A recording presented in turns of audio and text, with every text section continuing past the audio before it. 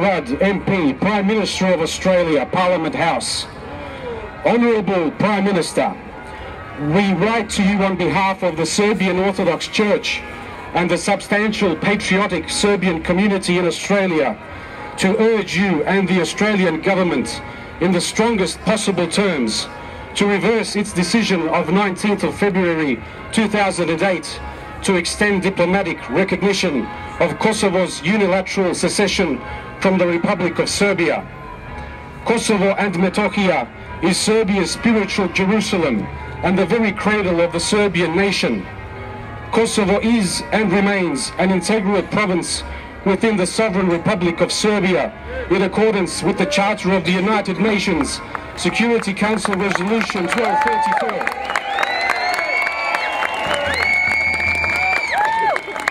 As well as all relevant international conventions on human rights, the rights of peoples and on the inviolability of internationally recognized borders. Therefore, the recognition of Kosovo as an independent entity violates every established norm of international law concerned with state creation. First, customary international law, for very good reasons, holds that secession from a recognized state can only be granted if it has the consent of the host state, in this case Serbia. As the former Secretary General of the United Nations, Boutros Ghali, observed in 1992, if every ethnic, religious or linguistic group claimed statehood, there would be no limit to fragmentation, and peace, security and economic well-being for all would become ever more difficult to achieve. Second, the putative state of Kosovo fails to meet the essential criteria of statehood set out in the Montevideo Convention of 1933.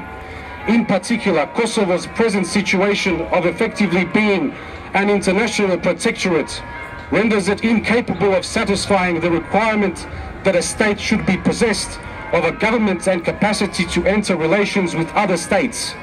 Kosovo simply does not meet the threshold of independence required by international law.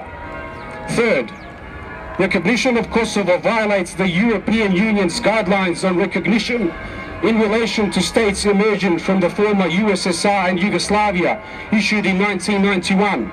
In particular, prospective states had to establish that they respected and guaranteed various international law norms relating to human rights and the rights of ethnic and national minorities.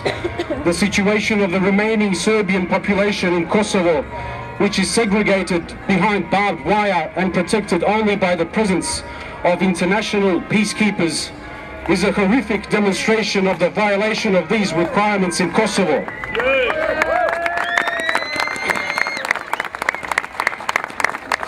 Prime Minister, not quite 3 months ago, the Australian people elected you and your government with a mandate to provide new leadership for this country. In terms of Australia's foreign policy, it was clear that this mandate meant that Australia would exercise its own independent policy and no longer be part of any coalition of the willing.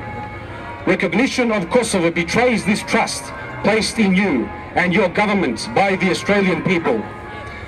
That Australia's traditional allies, such as the United States and Great Britain, have sought fit to extend recognition to Kosovo is not reason enough for Australia to automatically fall into line.